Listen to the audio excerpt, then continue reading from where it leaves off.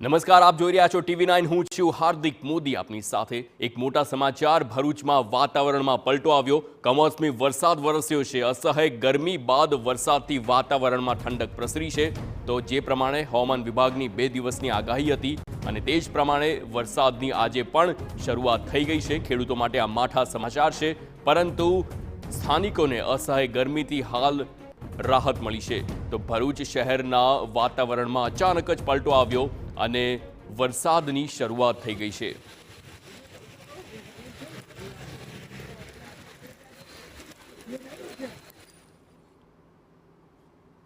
ચૂંટણીના માહોલની ગરમી વચ્ચે ભરૂચમાં મેઘરાજાનું આગમન થયું છે અને કમોસમી વરસાદે ઠંડક પ્રસરાવી છે। હાલમાં હું આપને ભરૂચના કલેક્ટર કચેરી વિસ્તારના દ્રશ્યો બતાવી રહ્યો છું, જ્યાં આપ જોઈ શકો છો કે ઝરમર વરસાદ વરસી રહ્યો છે અને તેની સાથે સાથે જે અસહ્ય કાળઝાળ ગરમી પડી રહી હતી તેમાં વાતાવરણમાં ઠંડક પ્રસરી છે।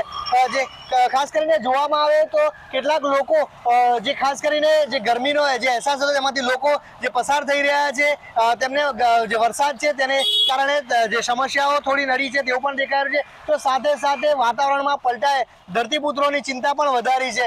વરસાદ ખૂબ વધારે નથી પડ્યો, પરંતુ કમોસમી વરસાદની સાથે ચોક્કસ કહી શકાય કે વાતાવરણમાં એક પલટો નજરે પડ્યો છે। વાતાવરણમાં પલટાની સાથે સાથે ચૂંટણીના માહોલની ગરમીમાં ક્યાંક ને ક્યાંક વાતાવરણમાં ઠંડક પ્રસરી છે। એક તરફ વાતાવરણમાં ખૂબ ગરમી હતી, તેની સાથે સાથે વરસાદની વરસવાની સાથે જે કમોસમી વરસાદ છે ખેડૂતોની ચોક્કસ ચિંતા વધારી છે। સાથે સાથે ચૂંટણી પ્રચાર કરનાર નેતાઓ માટે પણ પ્રચાર સભાઓમાં ચિંતા સર્જાય છે। અંકિત મોદી, TV9 ભરૂચ।